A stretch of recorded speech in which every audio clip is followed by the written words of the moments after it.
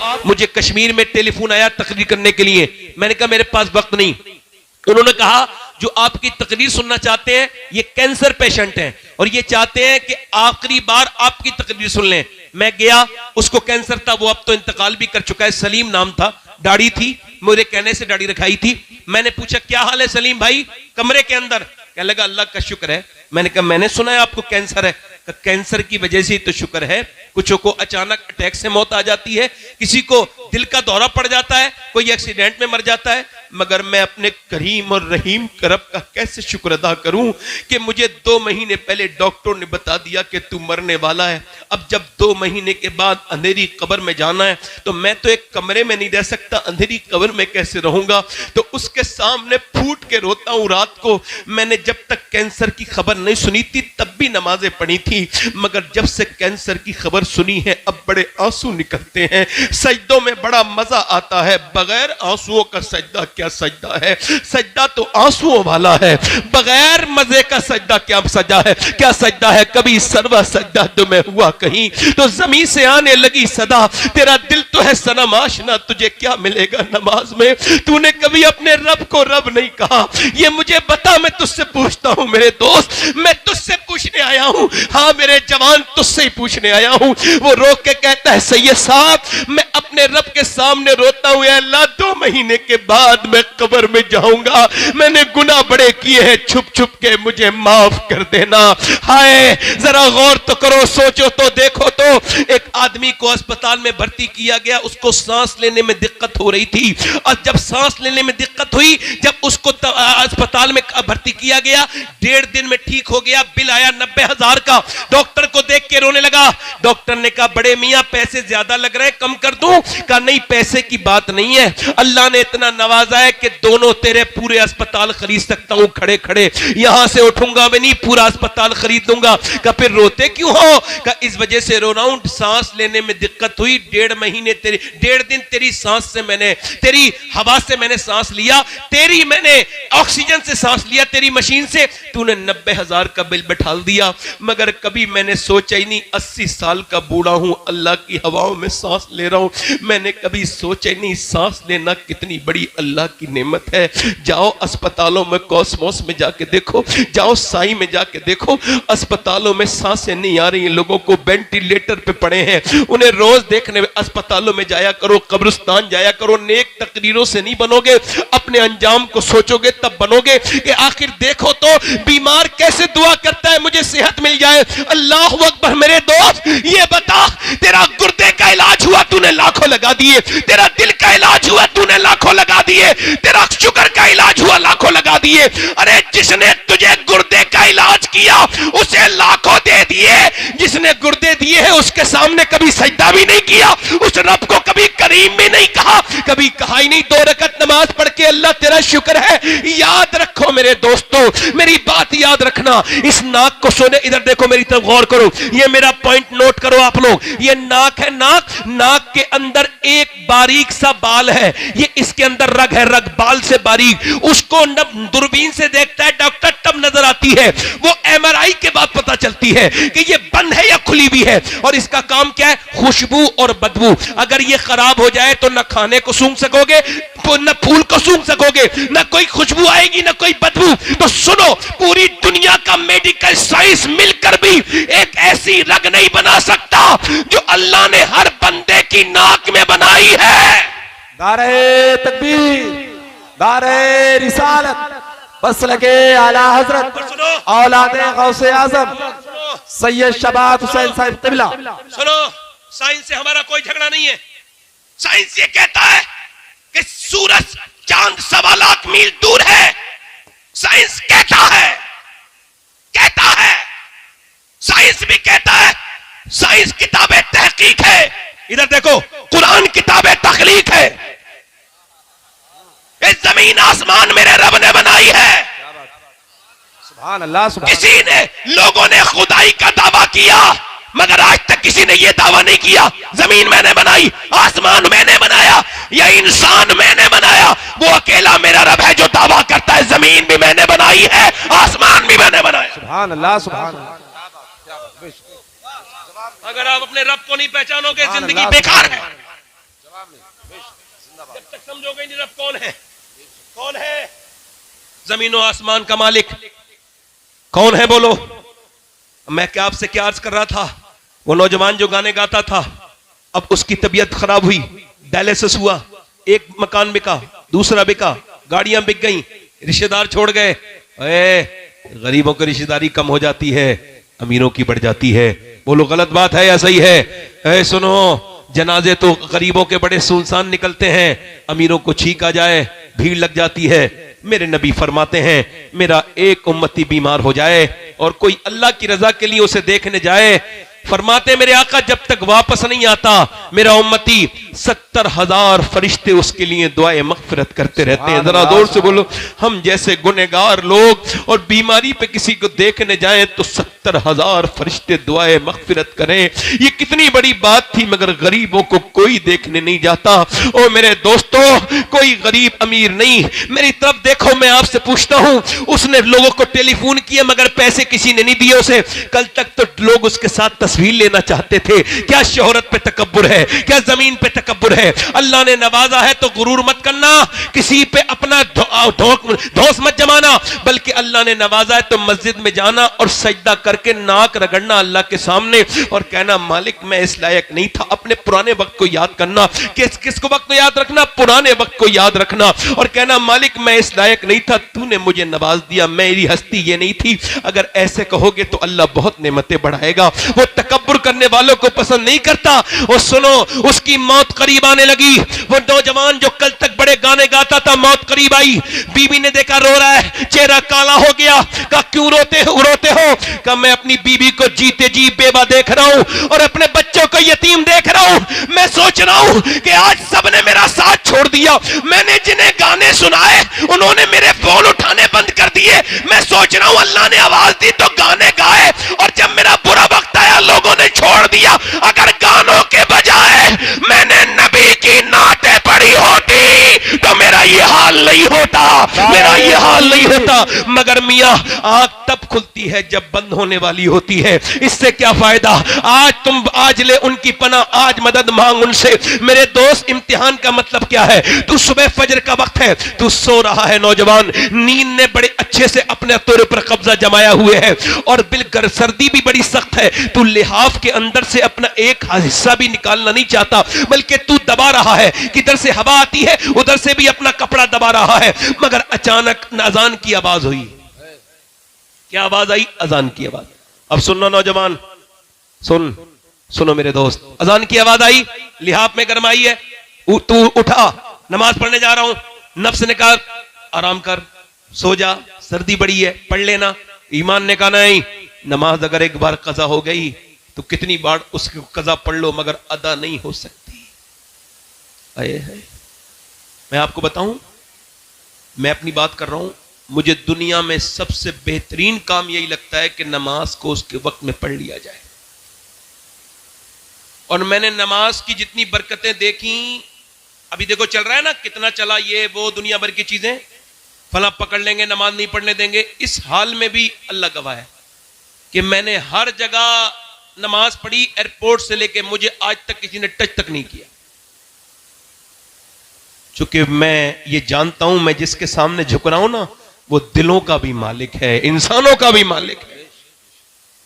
आपने कभी सोचा ही नहीं ऐसा। हम तो दुनियादार बने रहे। फजर का वक्त है, अल्लाह फरमाता है हदीस कुदसी है, मैंने इंसान को पैदा किया तो उसके साथ अपने दुश्मन नफ्स को भी पैदा किया। यानी मेरा नफ्स मेरा भी दुश्मन, अल्लाह का भी दुश्मन। नफ्स अल्लाह का दुश्मन। नफ्स कह रहा है आराम कर ले, ईमान कह रहा है उठ जा। नफ्स कह रहा है सो जा, सर्दी बड़ी है। ईमान ने लिहाफ फेंक दिया और फेंकने के बाद, ईमान ने लिहाफ फेंकने के बाद ईमान आगे बढ़ा। उसने फिर ईमान ने ठंडे पानी में अपने हाथ डाल दिए और ठिठुरते हुए वुजू करके मस्जिद में गया, कांपता हुआ, और अपनी नाक लगड़ दी। जैसे ही नाक सजदे में लगी है, फरिश्तों ने आवाज दे दी, आज ये बंदा अपने नफ्स पर कामयाब हो गया, इसने अपनी जिंदगी का ये वक्त कामयाब किया। जिंदाबाद। जवाब अब उसके बाद आया, तवज्जो करो, उसके बाद वो निकला, तवज्जो करो, और उसके बाद नाश्ता करके निकल रहा था। एक लड़की निकल के जा रही थी, बड़ी खूबसूरत, बड़ी हसीन। एक नजर पड़ी, एक नजर माफ है, मगर वो लड़की बाहियात थी, बेहुदा थी, बेगैरत थी, बेशरम थी, बहुत ज्यादा शैतान की एजेंट थी। उसका जिस्म, अब वो कह रहा है इसका नफ्स देख ले, लड़की हसीन है, कपड़े बड़े खराब पहन रही है, देख ले। इसने नहीं मानने का, नहीं देखूंगा। नफ्स कह रहा है, नफ्स कुत्ता है ना, भौंक रहा है, देख ले देख ले। ईमान कह रहा है नहीं देखूंगा। मेरे नबी ने फरमाया आंखों का भी जिना होता है, सिर्फ आंखों का भी जिना होता है। नबी फरमाते हैं आंखों का जिना ये है आंखों से देखा जाए, यानी आंखें ये मेरी हैं। नहीं नहीं मेरे दोस्त, ये मेरा धोखा है। ये आंखें मेरे रब की हैं। ये आंखें कल कयामत के दिन मुझसे अल्लाह से शिकायत करेंगी, ऐ अल्लाह तूने दिया तो काबा देखने के लिए था, दिया तो माँ बाप का चेहरा, मगर इसने गंदी चीजें देखी। मुझे बताओ, अगर ये आंसुओं से न धुली वो गंदी तस्वीरें, वो गंदे वीडियोस जो तुमने अपनी जिंदगी में देखे हैं, अगर वही लेके अल्लाह की बारगाह में गए और वो बोल दिया, आंखों ने बोला कि तू अल्लाह ये गंदी तस्वीरें देखता था, ये बाहियात चीजें देखता था, मेरे नौजवान उस वक्त क्या होगा? तूने अपनी जवानी को बर्बाद कर दिया। ना मेरे बेटे, ना मेरे छोटे भाई, अपनी जिंदगी को बर्बाद न कर। अल्लाह तेरे सामने हाथ जोड़ता हूं, अपनी जवानी का हिफाजत कर ले, अपनी जवानी की। मेरे दोस्त तेरी आंखों में कुछ नहीं बचा। 10-10 साल के बच्चे बर्बाद हो गए, 12-12 साल के बच्चे गंदी तस्वीरें देख रहे हैं, किसी को कोई फिक्र नहीं है। ओ खुदा के बंदो, अपनी नस्लों को बचा लो खुदा के वास्ते, अपने बच्चों को बचा लो। अल्लाह अकबर। उसने नहीं देखा, नफ्स कहता रहा लड़की निकल जाएगी, एक बार देख ले, और इसने कहा नहीं देखूंगा। जब वो निकल गई, इसने नीचे को आंखें की, तो आंसू गिरे और कहने लगा या इलाही रंग लाए जब मेरी बेबाकियां, उनकी नीची नीची नजरों की हया का साथ हो।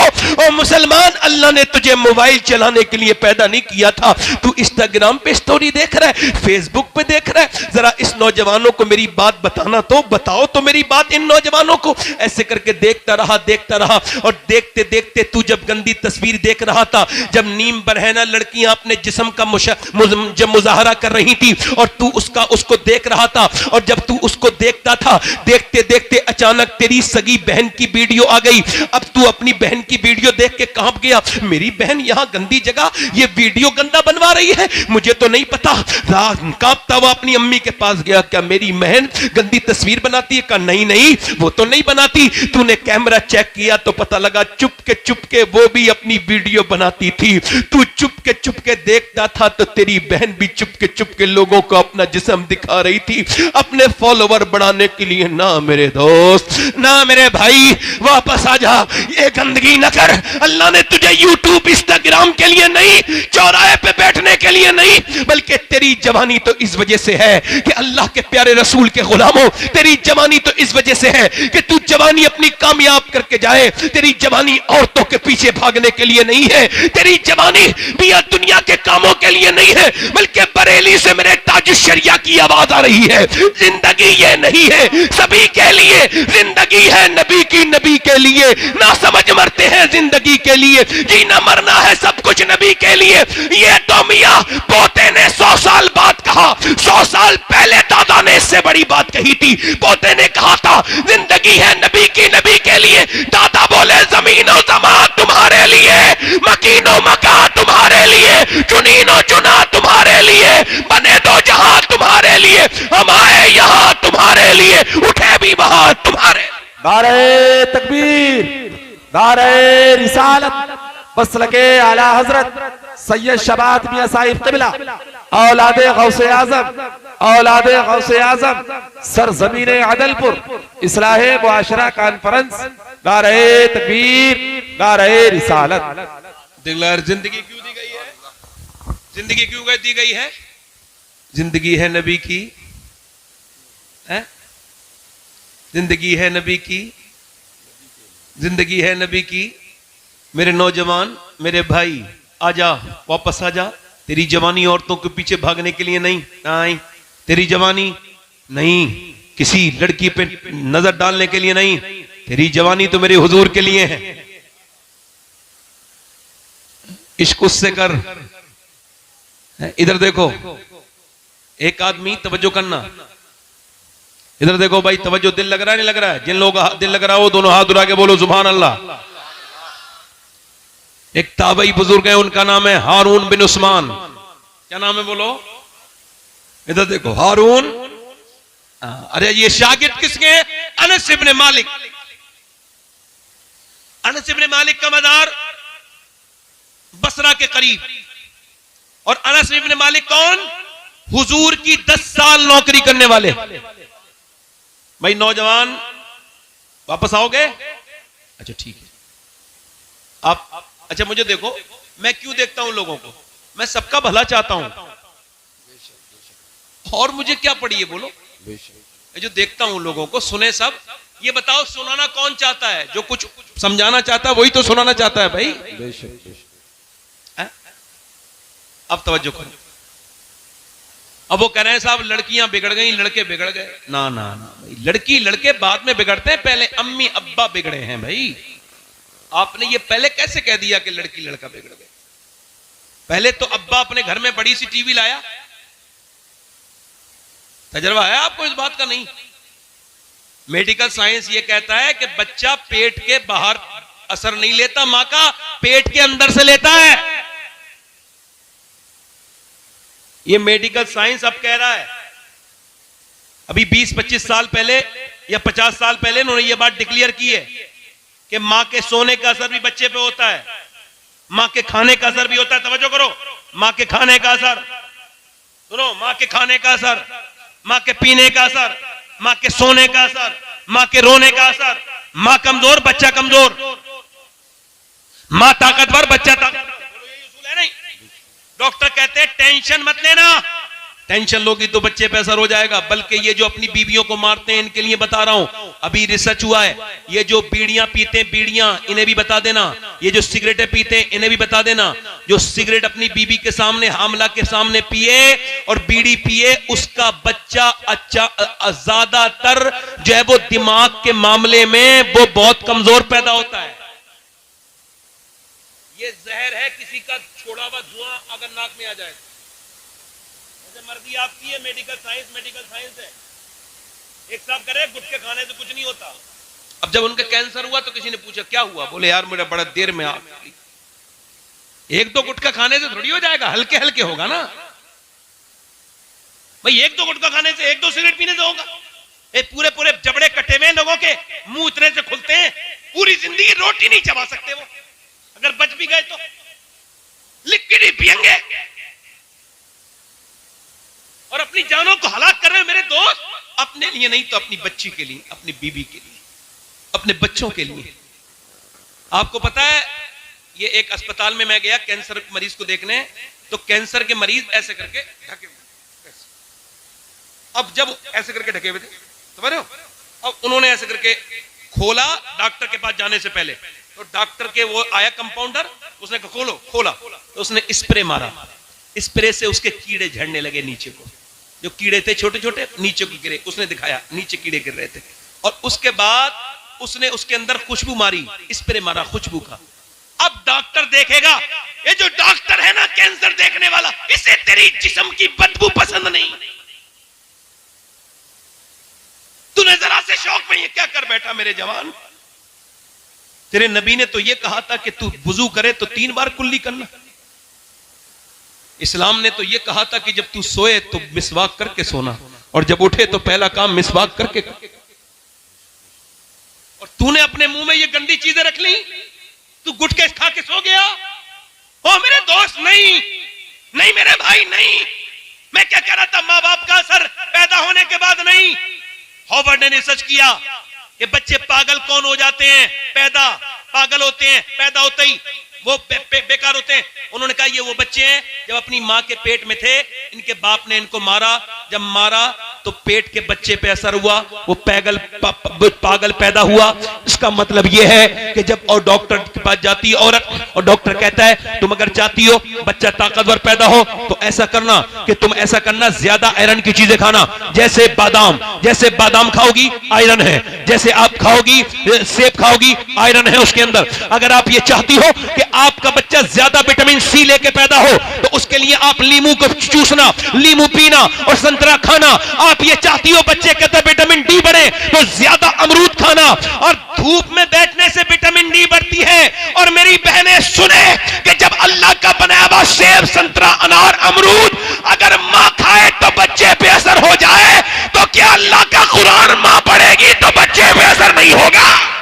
क्या बात है, नारे तकबीर, बोलो तो सही। नारे रिसालत। बहुत खूब, बहुत खूब, जवाब नहीं। बोलो होगा। इधर देखो, ये पानीपत है, पानीपत ज्यादा दूर तो नहीं अपने यहाँ से ऐसे ही होगा 250 किलोमीटर। पानीपत दिल्ली से 80 किलोमीटर है, 90। वहां एक बच्चा पैदा हुआ, 1 दिन रोया, 2 दिन रोया, 3 दिन रोया, 4 दिन रोया। 1 हकीम, 2 हकीम, 3 हकीम, 4 हकीम, 5 हकीम, हकीमों ने देखा ठीक नहीं हुआ। 1 महीने के बाद फखरुद्दीन बहाउद्दीन जकरिया मुल्तानी के दामाद गुजर के गए। उन्होंने जब आवाज सुनी, कहने लगे ये बच्चा रो नहीं रहा है, तो फिर अल्लाह को याद कर रहा है, वली है अल्लाह का वली पैदा हुआ ये बच्चा। लोगों ने कहा कैसे? कहा आओ जाके घर दिखाता हूं। पहुंचे, कोई है? बाप निकल के आया, जी ये आपका बच्चा रो रहा है? कहा मेरा ही बच्चा है। कहा ये वली है? कहा दिमाग ठीक है? ना सोया है ना सोने दिया है, वली कह रहे हो? डॉक्टरों के पास लेके पागल हो गया। कहा मेरी गोद में लाके दो, उसे परेशान ना करो। गोद में लाके दिया, एक कान में कुछ पढ़ के दम किया, सुनना अल्लाह तुम्हें औलादे दे तो ख्याल रखना बीबी क्या कर रही है। जब उसके पेट में बच्चा है तो कानों में एक कुछ पढ़ के सुना, दूसरे में कुछ पढ़ के फूका, दम किया, बच्चा खामोश। कहने लगे साहब क्या पढ़ दिया, दवाइयों से ठीक नहीं हुआ, आपने कानों में क्या पढ़ के दम कर दिया?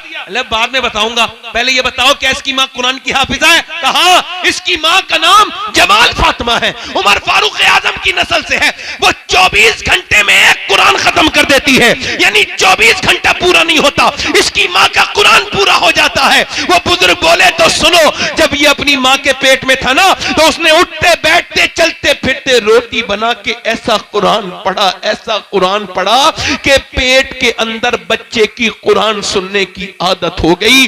जब बच्चा पैदा हुआ, मां जचगी में गंदगी में चली गई, कुरान उसने पढ़ा नहीं। बच्चे को कुरान की भूख लग रही थी, तुम 1 महीने से दवाइयां खिला रहे थे, मैंने एक कान में एक आयत पढ़ी, दूसरे में दूसरी पढ़ी, बच्चा खामोश हो गया। उसी बच्चे का नाम शरफुद्दीन बू अली शाह कलंदर पानीपती है। सुनो, जब मां पानीपत में कुरान सुना है तो बच्चा पानीपत में बू अली शाह कलंदर बनता है, और जब मां मदीने में कुरान सुना है तो बेटा करबला की जमीन पर सर कटने के बाद नेज़े पे चढ़ के कुरान सुनाता है और कहता है मां अगर फातिमा होती है तो बेटा हुसैन। नारे तकबीर, हाथ उठा के नारे तकबीर, नारे रिसालत, बस लगे आला हजरत उलमाए अहले सुन्नत औलादे गौसे आजम सैयद शबात हुसैन साहिब किबला। ये कुरान तो इस कौम ने जने कहां रख दिया। ये कुरान तो मेरे नबी का सबसे बड़ा मौजज़ा। सुभान अल्लाह, बहुत कुरान, जो कौम कुरान को नहीं पढ़ेगी उसे बर्बादी से कोई नहीं रोक सकता। अब मियाँ का दिया हुआ तावीज 3 बार उसमें मोमजामा हो गया। मैं किसी मियाँ का मुखालिफ नहीं, एक जगह में मियाँ लोगों के खिलाफ बोल रहा था, खराब मियाँ के खिलाफ, तो अच्छे मियाँ बुरे मान गए। मैंने कहा चोर की दाढ़ी में तिनका। मियाँ का तावीज, इधर देखो कहां चले भाई। अच्छा आना, मैं कयामत तक यहीं बैठा हूं, दुरूद पढ़ लीजिए आप। मतलब 1 घंटा आदमी बैठ नहीं सकता, खत्म कर दूं भाई? दिल लग रहा है? लग रहा है दिल? हाँ बोलेंगे नूर भाई, आपको ट्रेन भी पकड़वाएंगे, बोलेंगे जोर से बोलो सुभान अल्लाह, दिल लगा के बोलो। मैं क्या अर्ज कर रहा था, मेरी तरफ देखो। अब वो मियां का तावीज तो मोम जामा करके लगा दिया गले में, और उसको तो पू भीतर भी लग रहा है, और जो हुजूर का कुरान था उसको अलमारी में रख दिया। उसकी तो जुमे के दिन भी गर्द नहीं छुटी। यार वो जमाने थे। इधर देखो, कुरान तो वो चीज है, ये उलमा बैठे हैं। कुरान तो एक गैर मुस्लिम लड़की की एक मुसलमान लड़की दोस्त थी बचपन में, तो वो मुल्लानी के यहां कुरान पढ़ने जाती थी तो वो भी इसके साथ जाने लगी। खैर हल्के हल्के उसने नाजरा पढ़ लिया कुरान पूरा। गैर मुस्लिम की लड़की ने, तवज्जो है कि नहीं?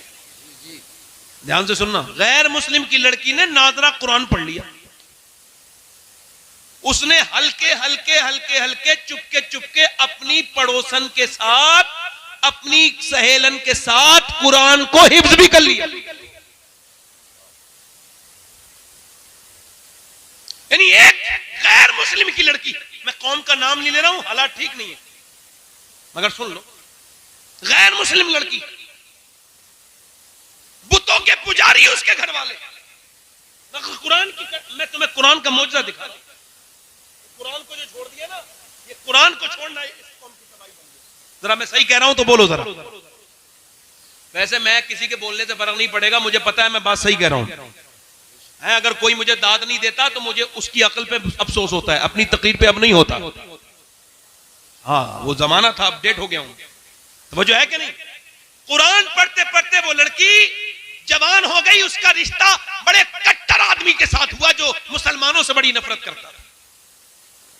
जब बारात आने लगी, शादी का वक्त ठहर गया, तो उसने अपनी उस्तादनी से कहा, उस्तादनी आपा, मैंने कुरान हिफ्ज़ तो कर लिया और दिल में मैंने कलमा भी पढ़ लिया है, मगर अगर मैंने बता दिया तो मेरे घर वाले मुझे मार देंगे, मेरे घर वाले मुझे।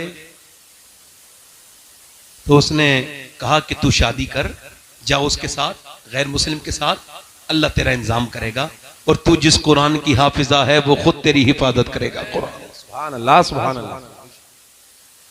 वो गैर मुस्लिम के साथ चली गई, उसकी उस्तादनी ने तोहफे के नीचे छुपा के कुरान रख दिया और कहा मैं ये चाहती हूं ये मेरी शागिर्द वहां जाकर इस कुरान को खोले। अब वो कुरान जब वो नौकरी पे चला जाता तो वो कुरान पढ़ती और दुआ करती, या अल्लाह मेरे शौहर को भी ईमान की तौफीक दे दे।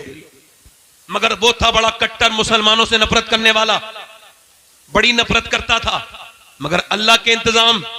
उसको एक दिन घर आया, बीवी के सामने रोने लगा। बीवी ने कहा क्या हुआ? कहने लगे कई दिन से तबीयत खराब थी, अस्पताल में चेकअप करके आया हूं, तो डॉक्टर ने कहा कैंसर आखिरी स्टेज में है, अब तुम बचोगे नहीं। कहता है एक तो तुम इतनी खूबसूरत, इतनी मेरी भरोसेमंद, इतनी खिदमत करती हो, और मेरे बच्चा छोटा सा, बस मौत की वजह से डर रहा हूं।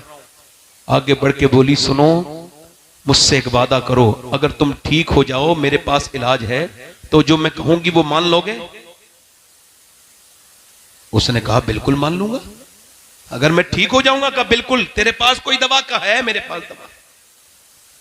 वो लेके आई पानी गिलास में, और उसने अपनी उस्तादनी को देखा था, अपनी पढ़ाने वाली अपनी जो है वो आपा को देखा था।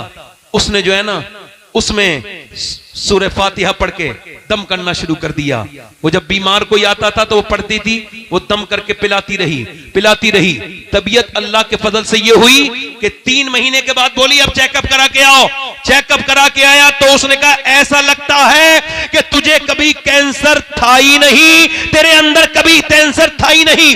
वापस आके खुश था, रिपोर्ट देख के फूले। अरे जिसकी जिंदगी बच गई हो बोलो, उससे बड़ी खुशी क्या होगी? बोला मेरी बेगम ये बताओ कि तुमने ये क्या पढ़ पढ़ के सुनाया था? कि तुम जिस इस्लाम से नफरत करते हो, ये उसी का कुरान मैंने पढ़ के सुनाया था, उसी रब का कुरान। अब तुमने मुझसे वादा किया था कि तुम कलमा पढ़ोगे। वो आगे बढ़ के बोला बिल्कुल, मैं बिल्कुल जिसे मैं नहीं मानता हूं उसकी किताब ने मुझे बचा दिया। जब मैं मानने लगूंगा तो फिर हाल क्या होगा? कलमा पढ़ के मुसलमान हो गया, फिर वो मुसलमान, उसका खानदान मुसलमान। कुरान अगर मां पढ़े तो पूरी खानदान को फायदा है। सुभान अल्लाह, सुभान अल्लाह। या रसूल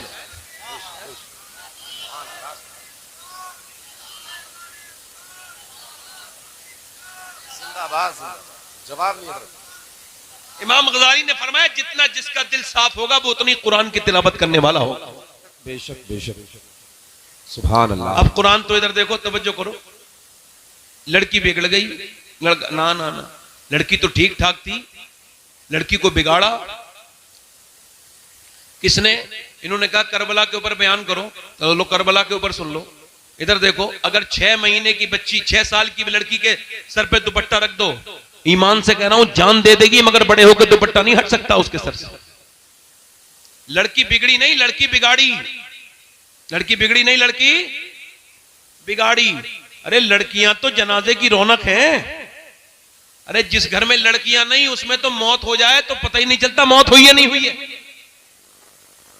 बाप का जनाजा रखा है, इधर देखो, बाप का जनाजा रखा है और सब माल बांट रहे हैं, मगर लड़कियों को भी लड़ते नहीं देखा होगा।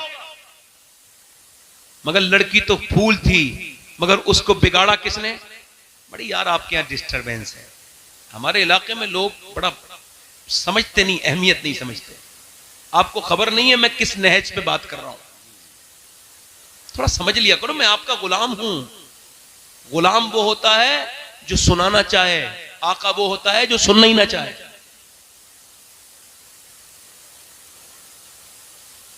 खादिम हूं, आपका खिदमत करने आया हूं। खादिम वो होता है जो पानी गिलास में लेके खड़ा हो, और आका वो होता है जो पीना ही ना चाहे। मैं सुनाना चाह रहा हूं, उधर लोग इधर उधर बात कर रहे हैं। सुन लो भाई, हो सकता है मेरा आखिरी तकरीर हो सकता है मैं कल की तकरीर ना कर पाऊं, कोई हादसा हो जाए, मर जाऊं। तो ऐसा भी हो सकता है आप में से भी कोई आदमी ऐसा बैठा हो जो आज ही आज है, कल को अल्लाह ना करे वो दुनिया से चला जाए, तो कम से कम कुछ दिल में बात तो लेके जाए ना यार। सुनो बात, लड़कियां घर की जीनत है, रौनक है। हुआ क्या, वो घर में टीवी आया और वहीं से शुरू हो गई वो बुराई। अब 10 साल की हुई है लड़की, गंदी तस्वीर देख रही है अब्बा के साथ, अम्मी के साथ। घर में फिल्म चल रही है, अब्बा भी वहीं बैठा है बेगैरत, माँ भी वहीं बैठी, पूरा का पूरा खानदान बर्बाद है। ये वो माँ बड़ी दिल की कमजोर है। हीरो हीरोइन जब नहीं मिल रहे ना तो अम्मी रो देती है बेचारी, दिल की बड़ी कमजोर है। और जैसे हीरो हीरोइन मिले अम्मी खुश हो गई और अब्बा भी खुश हो गए। यही ड्रामा 10 साल देखा, उसके जज्बात बर्बाद कर दिए इन जालिमों ने।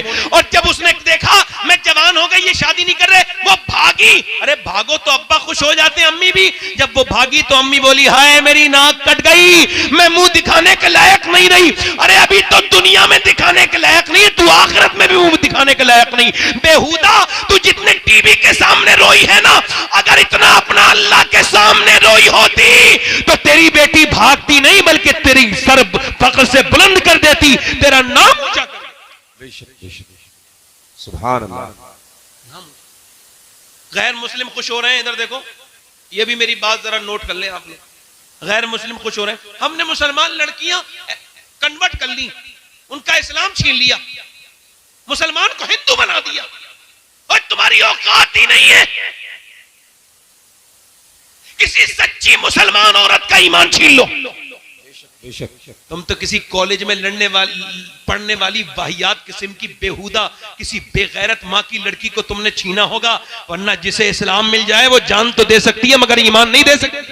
बेशक बेशक बेशक। मुझे भी बड़ा अफसोस होता है कि गैर मुस्लिमों घर चली गई, मैं रोता तक हूं इस बात पर, मगर फिर भी ये बात कह रहा हूं, जिसे सही मानों में इस्लाम मिल जाए वो जान दे सकती है मगर ईमान, जान दे सकती है मगर ईमान।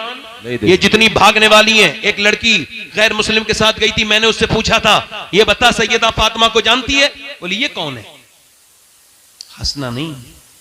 मैंने पूछा सैयदा खतीजा को जानती है? बोली मुझे नहीं पता कौन है, बस वो तो तुम्हारा स्कूल जानती थी।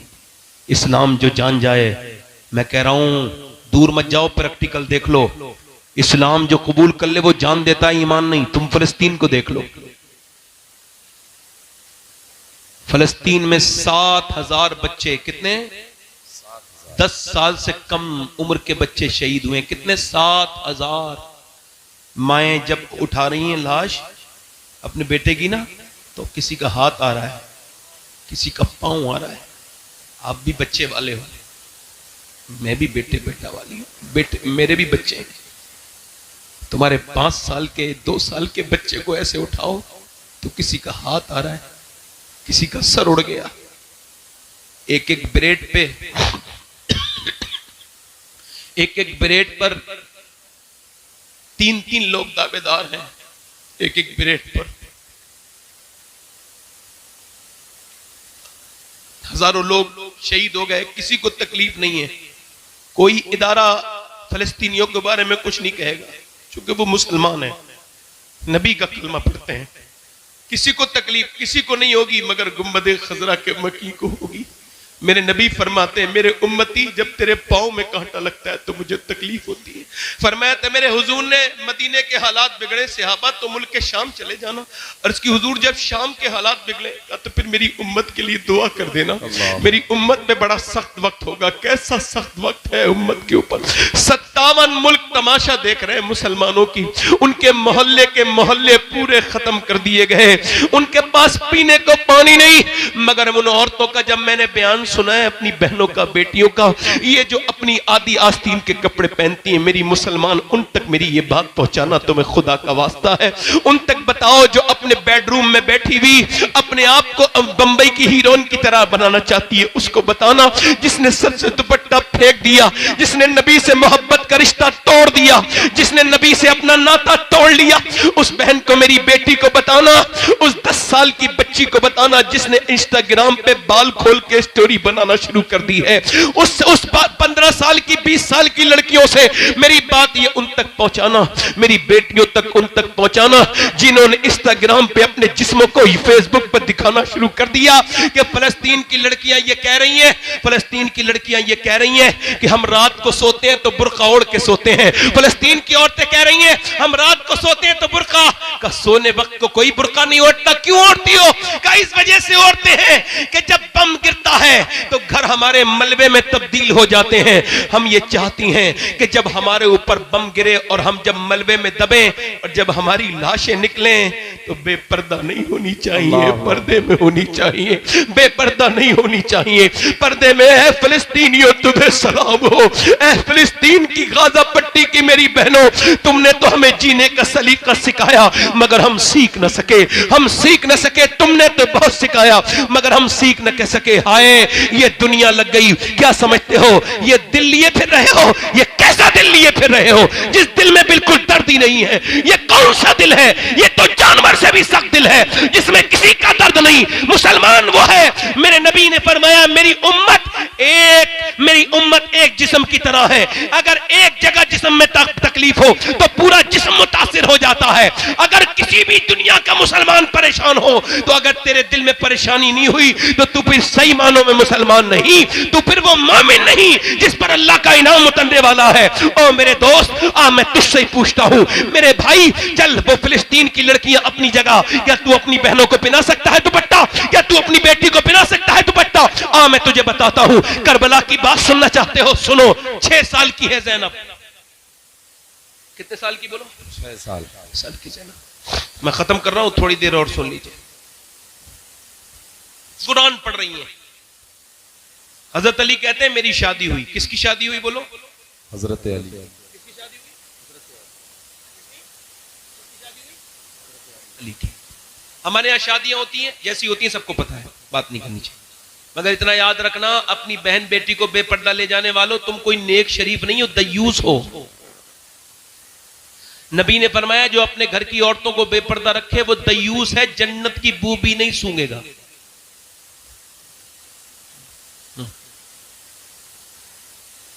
हजरत अली कहते हैं मेरी शादी होकर मेरी फातिमा मेरे घर में आई, मेरी बीबी, तो मैंने उन्हें देखते ही रोना शुरू कर दिया। तो वो बोली क्या आपको शादी पसंद नहीं जो रो रहे हैं? मैं आगे बढ़ा, उन्होंने मेरा हाथ पकड़ा, क्यों रोते हैं? तो वो बोली क्यों रोते हैं? तो मैंने कहा कैसी भी लड़की हो, कितनी भी गरीब, उसके दिल की ख्वाहिश होती है जब दुल्हन बने तो एक जोड़ी कपड़े पहन ले।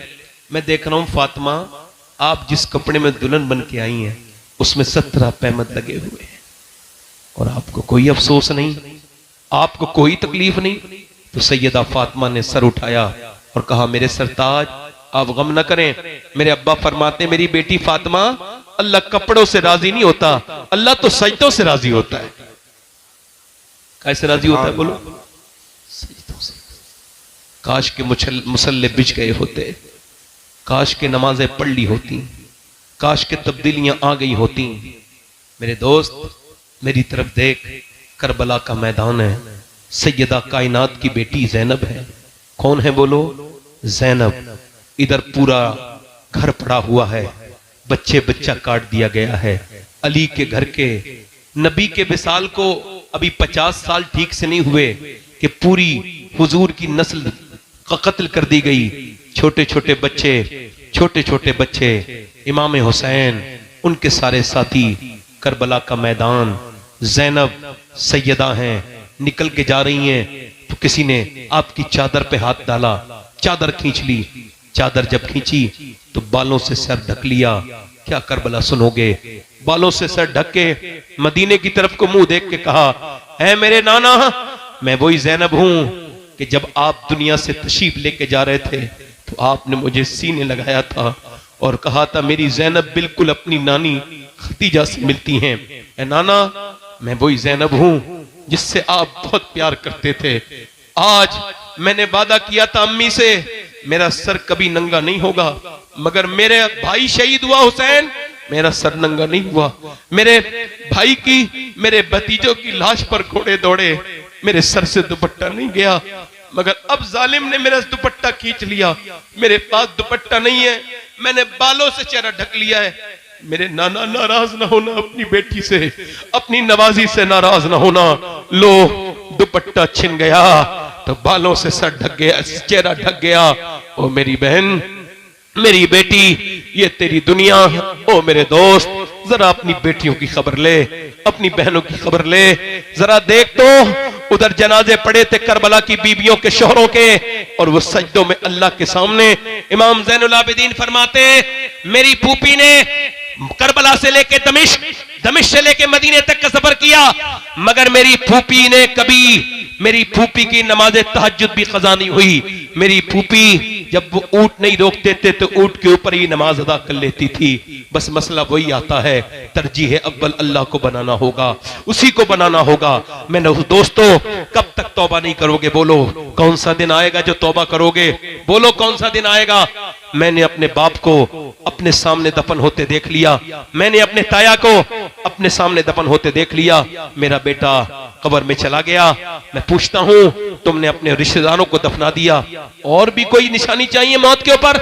नहीं नहीं, मेरे नबी फरमाते हैं, मेरे आका फरमाते हैं कि जब रूह निकाली जाती है मैयत की, मरने वाली की, तो वो उसके गले की ताकत छीन ली जाती है, वरना वो इतनी जोर से चीखे कि उसके चीखने से लोग अपने बच्चे छोड़ दें, अपना घर बार छोड़ दें, अपनी दुनिया छोड़ दें। उसकी चीख ऐसे निकले, अल्लाहु अकबर, कैसा पुरदर्द है मौत, मौत कितनी सख्त है मौत। कभी आपने सोचा मौत कितनी सख्त है? मेरी बेटियों, मेरी बहनों, तुमको तो बड़ा अंदाजा होगा, जब उंगली जलती है तो कितना दर्द होता है। क्यों? क्योंकि जब आग पहुंचती है तो रूह भाग जाती है, रूह जहां से हटती है वहां दर्द होता है। जरा गौर करो, जब रूह निकलती होगी तो कितनी तकलीफ होती होगी, पूरे जिस्म से रूह निकलती होगी तो कितनी तकलीफ होती होगी।